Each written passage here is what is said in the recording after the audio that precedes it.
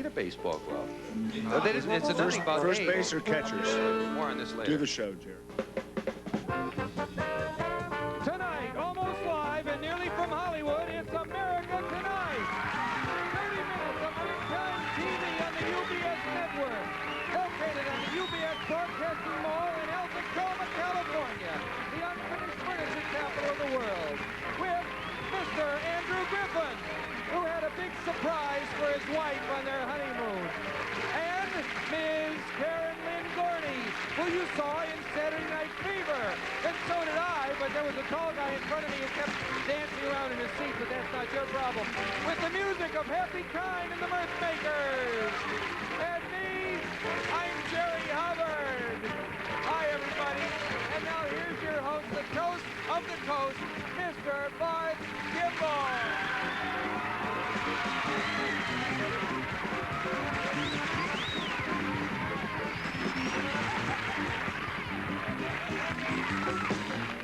Thank you very much. Good evening. Thank you. Good evening and welcome to America Tonight. I am Barth Gimble, your host. Yeah, I thought so. And according to your applause, a darn good one. Now, I'm sure, no, wait, hold on. I'm sure if I visited your home, you'd be a good host to me. But let's face it, there's a little bit more to hosting a national television show than simply putting out a spread of Cheez-Its and Gallo on a TV tray like you do in your home. So, to do what I do, you need to know show business, and you need to know it cold.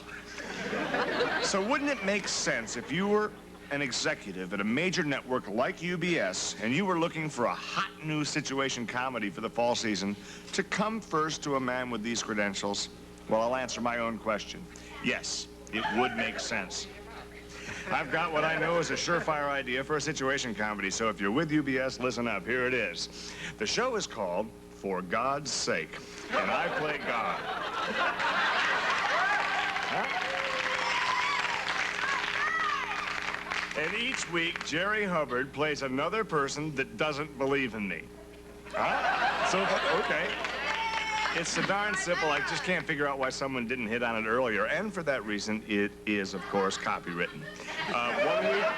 One week I might give him $1 million to believe in me. The next week I might give him less. In some weeks I may just prove my existence by comparing myself to someone who's obviously not God. You know, you run into people like that all the time, and that's why the casting went the way it did. Ladies and gentlemen, Mr. Jerry Hubbard.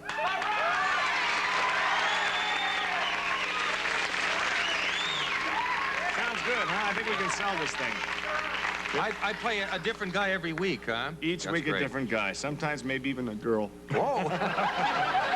I just know if the people at UBS want to get in contact with me about the idea, and I'm pretty sure they do. I've got plot lines, character summaries, certainly enough for a lunch. And they can get in touch with me here at the studio during the commercial breaks or up to 10 minutes after we go off the air. And if I don't hear from the UBS program development people within a week, let's say the next week, I'll just go direct to paperback with it. Okay? That's fair. It sure is. I had an idea for a series. It's something that involves everybody. It could be a 30-minute show. And every week it would be about a garage mechanic who a different car pulls in, and he has to solve within like the allotted, not even 30 minutes, it's about 24. He has a problem with an engine or a transmission or something like that, and he has to fix it. And I think it relates to everybody, because at one time or other, everyone has a problem with their car. Well, Jerry, don't you think that's very much in the same league as Wide World of Sewing, that idea you had the night? Not at all. The 90-minute thing on Saturday afternoon for the women? Vince Edwards is the mechanic right there, and it's a natural, I think. And every week, I could play a different guy with a different car and a different problem, maybe. And sometimes you'd be mad and sometimes happy that it broke down. Well, it could be funny, it could be sad, it could be, Sammy Davis could come in with his car one time, just drop in. It's an endless. It's endless. No question about that. You know, it seemed like even longer than 30 minutes. Yeah, it does. We have guests. Great. Great news. And we got some great guests tonight. Ooh, do we have great guests? What do we have, Jer? Well, I'm thinking the first one. Great guest. Yeah. I'll take a great guess on that. Want to take a great guess? Whisper in my ear and I'll tell if you're right. She showed up? That's it. Wow. She's here. My next guest is exactly what he guessed the guess is. She was the female star of that fantastically successful, and I'd say a wonderful, I saw it myself, and it is a wonderful movie called Saturday Night Fever. This Please is no welcome the joke. very She's here. talented Miss Karen Lynn Gorney.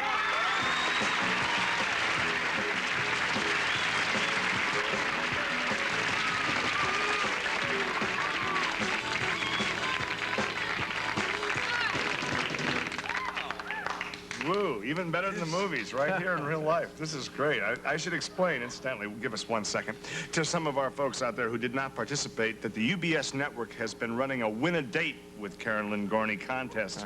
And all the proceeds, of course, go towards the UBS telethon for the short-tempered youth, or STY. And the entry fee was $5, and the dinner and the dancing was going to be on us, right? Well, enough talk, because the lucky guy who won the date is backstage now waiting to come on, and we should bring him out, because the more talking we do, the less dating he does. And I know if I had a date with Karen Lynn Gorney, I'd get a little annoyed if I had to sit back there and wait. Let me make one thing clear, though, from the start. A lot of people ask, no, I am not the one who won the date with Karen Lynn Gorney. And as a matter of fact, I didn't even enter the contest. And it's not because, certainly, I didn't think she's very attractive, because she certainly is. As a matter of fact, we have an awful lot of, we have a lot in common. We're both in show business. We're both young. We're both very talented. We're not unattractive. We're in the public eye, and between the both of us, we make quite a nice living, I suppose. And it's just that I don't approve of blind dates from the very outset, you know, because you got so many problems to begin with. They always say, oh, the girl's a wonderful girl. She's got a great personality. And that's bad news right there, because it turns out that the girl probably looks like Marty Feldman's dog.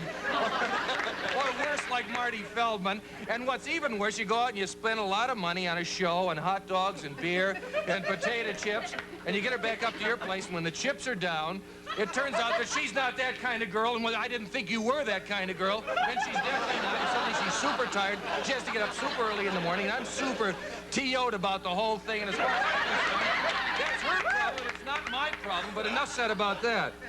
Anyway, there's some blind dates out there who've been on it. Who won this contest, though? I don't know, but he's probably a very old man by now. Okay. Let's meet the winner of the Win-A-Date with Karen Lynn Gorney contest, Mr. Jeremy Moore.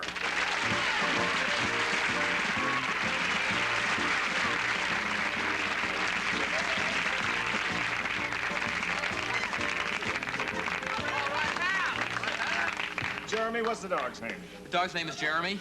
Name him after yourself. Sure. That's great. Yeah. Karen, as promised, here comes the dinner. Service complimentary from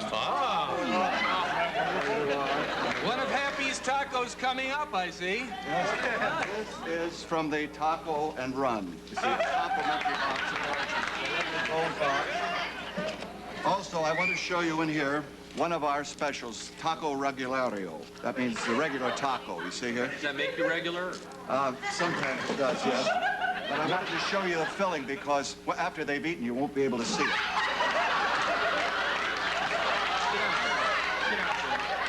There you have your lettuce and tomato, and right here is the cheese.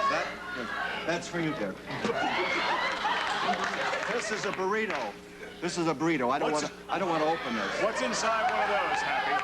What's inside? Yeah. Sit. Beans. And these are right here are the tacos. The other, this is the enchiladas. Yeah, this is the enchiladas. There are two of them you see here. They have, it looks like avocado, I think. I'm not sure. Happy, I think just told about them would have been better. You kind of spoil that mystique there. Sit. See, he doesn't know where that good smell's coming from. I don't think it's him. Happy, this is your helper, I believe? Yeah, this is Willie, my helper here.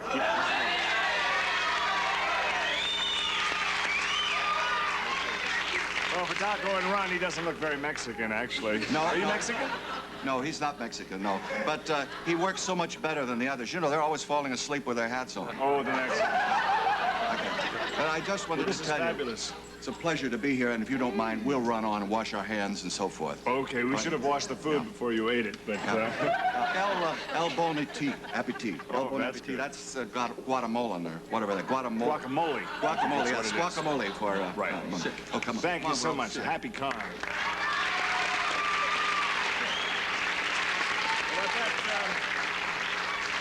Bet you're sorry you had some of this first, huh? I think it ruined my appetite. Yeah, something did. I think it was probably that candy. Well, it's really a treat to have you here in Alta Coma, and I'm sure I don't want to take too much of your time because I know that you and Jeremy are probably pretty excited about winning this dream date. We sure are. Aren't we? Oh, yeah. Yeah. Yeah, that's great. Did you, when you were doing the movie Saturday Night Fever, you learned all those dances specifically for the film? I wasn't in the movie. No, Jeremy. I learned them because I thought they were excellent dances. And they are. Actually, then we put them in the movie. I learned many, many dances. Oh, so that when you go out dancing later on this dream date. Exactly. Oh, it's not the kind of thing like lines that you would learn and then forget. These No, dances, it's Like riding a bike. You learn the dance and then you... That's it. In the body. It's all in the body. Well, you have plans for some other films coming up now? No, I thought I would just continue to do the dances. Do the dances and this dream date thing all around the country.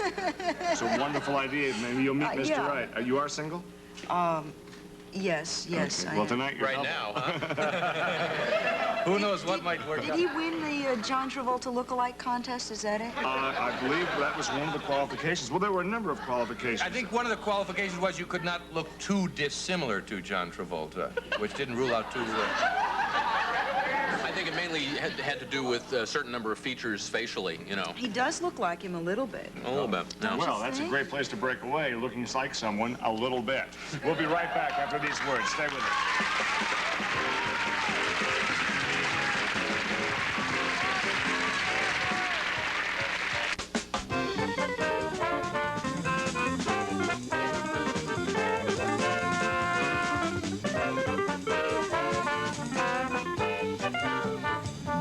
Excuse me, we were just chatting about the fact that Karen's going to be doing some of the other talk shows, and you were saying, Well, I was looking forward to doing Johnny Carson. well, we can say that. It's not a brand name, so. You're not supposed to, Well, that's all right. but they want me to remember 3 anecdotes so they can lead me in and I can tell funny stories. Yeah. But I can't think of any. Do you remember the 3? Well, I mean, I could make one up on the spot, you know. That's good. I was in a shoe store, and I tried on some shoes, and they were too tight. You know, do each shoe separately. You got 2 monologues. Sure. And if you had socks with them? Hey, That's all right. I've been in this business for months, and I know this stuff cold. you've been around, haven't Absolutely. you? You know it all, don't you? How do you feel about your dream date? You Well, I think he looks very much like John, really. really? That's great. John's a good-looking guy. Tell me, Jeremy, is this the first thing, like so many guys say, gee, I never won anything in my life. Is this the first thing you ever won? No, actually, it's not. You know, you may have heard about people like me. I'm a professional winner. Oh, wait a I don't mean that in What the the sense... heck does that mean? Well, I don't mean it in the sense of, you know, an attitude towards life or anything, because I wouldn't be, you know, that kind of arrogant to say I'm a winner. Uh-huh. But I win things for a living. That's what I do. You mean you enter contests I enter a and send contest, away? send away, coupons I fill out, sweepstakes, things like that. Go on certain game shows. I don't go on game shows where you have to make a fool of yourself, because to me that's too much like working, you know. But, for example, I was on Name That Tune. Come on, Jeremy. Jeremy, you want some of this? You want to name that tune? I was on Name That Tune. I got like about $7,000 on the money tree and got into the golden medley and blew it because I couldn't tell Goldfinger from Moon River, you know. It was on bid a note, and I only had 3 notes, and the notes were da, da, da, and they were the same. Goldfinger wider than a mile. Yeah. That'd be a funny-looking person. Do you ever enter anything yourself? He likes it. How do you mean that? Have you ever entered contests? Oh, contests. Well, I feel that life is just one long contest. It's just one long disco contest.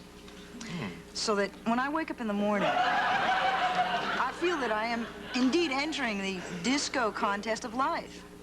Well, you're certainly dancing your way to the first prize, too, that's for sure. And again, like with so many contests, I'm sure Jeremy would vouch for this, the same things would apply. Originality, aptness of thought, neatness. Neatness is very important. Neatness in You dancing. can't dance if you're messy.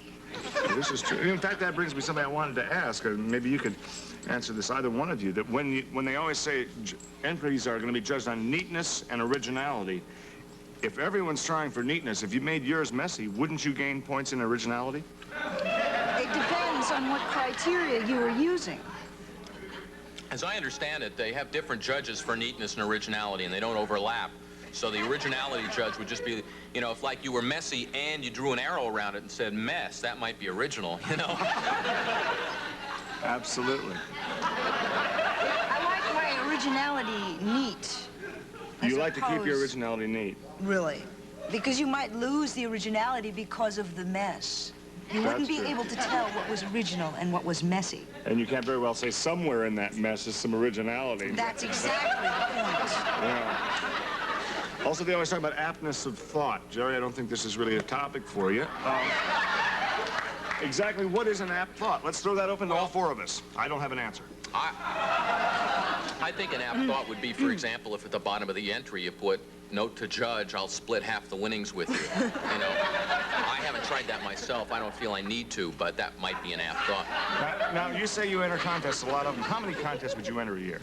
Well, counting your national sweepstakes, your local big giveaways in local newspapers, television. I subscribe to a lot of papers, you know, because there are giveaways in every city. Sure. And if you do this for a living, you have to be serious about it. I would say about 7,500 contests a year. Holy cow. And wait a minute. You'd have to do some winning because 7,500 contests a year, 13 cents just for a stamp alone would be... $965.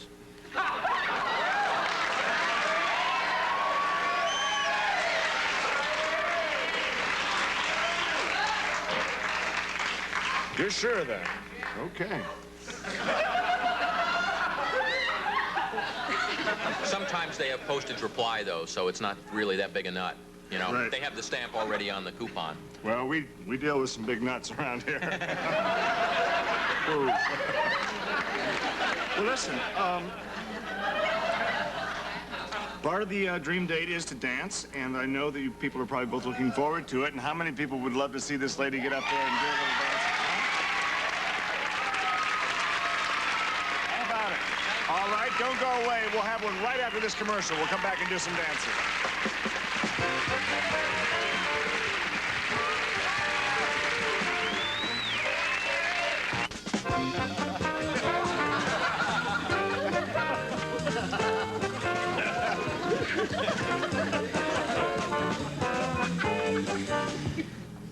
Well, we're back, and Karen and Lucky Jeremy are over there dancing. Those are transistor radios they have there with the earphones attached, and they are furnished from the Batteries Not Included Radio Corporation of Alta Coma, California. I want to thank them for that. So, here we are, we're back.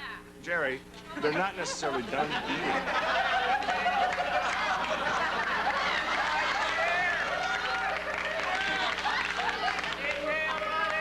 Jerry, I am absolutely...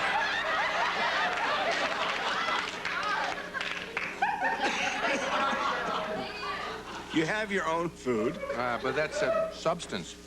Maybe they want something when they finish dancing. They'll never know. I molded it back to it. Jerry, a good rule of thumb to follow. If the candles are still burning, the people aren't finished. Okay? From now on. That'll serve you in restaurants, too, because I've seen you do that in restaurants. When people get up and go to the restaurant, you go right over. It's humility. One thing at a time. I finish my meal and then go do my business, and I don't believe in leaving a meal and Jerry, a carrot is not a stirring stick. No, we don't.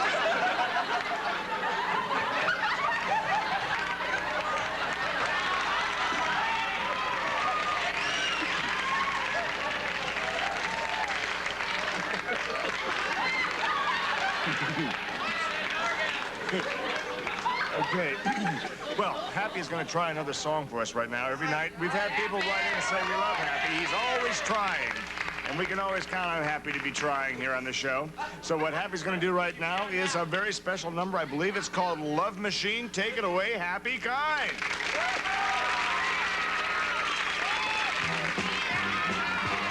Oh, yeah! I'm just a love machine, and I won't work for nobody but you. I'm just a love machine. kissing fiend. I think it's high time you knew whenever I think of you. My mind blows up you. I look into your eyes, my meter starts to rise, and I become confused. My vote is ranked your goose. When I'm sitting next to you, electricity starts to flow, and my indicator starts to glow. Oh, yeah, I'm just a love machine, and I won't work for nobody but you. I'm just a love machine, a hug and kiss and feed.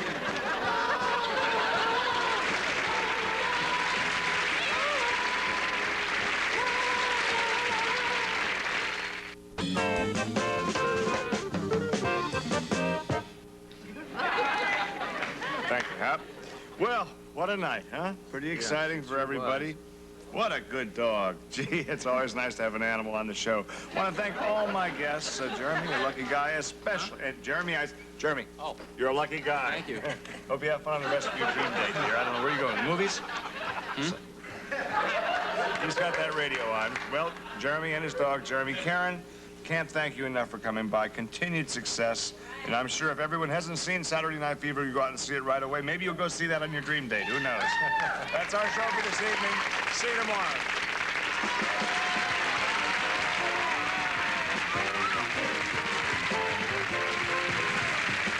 Tomorrow night at 8 on America Tonight, Barbara Feldon joins Martin Mull spotlighting the little people of UBS at 7:30. Next is Sergeant Rutledge. Every woman feel beautiful in sizes 3 to 13 and 8 to 18. And a $25 gift certificate from Lillian Burns catalog. Jewelry, gifts, decor, personalized items, and things from practical to whimsical. And wet your whistle with Lip Quencher, the moisturizing lipstick by Chapstick in 24 wet, wonderful colors.